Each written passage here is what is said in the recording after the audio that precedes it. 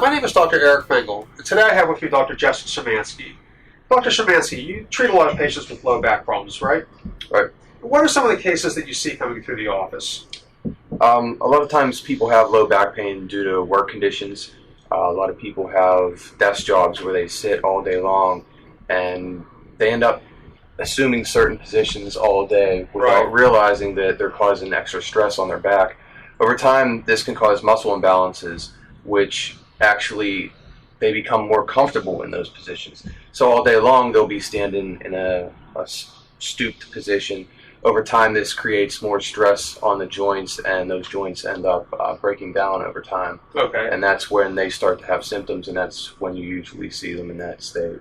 So would you say posture is an important part of a person's care plan, getting their posture improved would be something you want to focus on? Definitely. Posture is it's really big. You have to get them back into the proper position that their spine is supposed to be in before they can actually get on their way to feeling better and getting rid of those symptoms. Okay. And if a person came to see you for low back problems, how long do you think it would take before they started feeling better? It depends on the individual. Usually, people will feel relief after the first visit to some extent. Okay. And depending on how long they've had these symptoms, it can take anywhere from a week or two up to possibly 2 or 3 months before they start noticing significant gains. I see. And tell me about one of your more recent patients, somebody who came in the office and was having a problem. I take it you probably put through some sort of exercise program or some sort of a rehab protocol. What was the outcome whenever the person was all finished? The outcomes are usually good, especially with rehab. What we try to do is address those muscle imbalances, and the muscles that are tight, we try to lengthen them and relax them, and the muscles that are weak, we try to strengthen those muscles.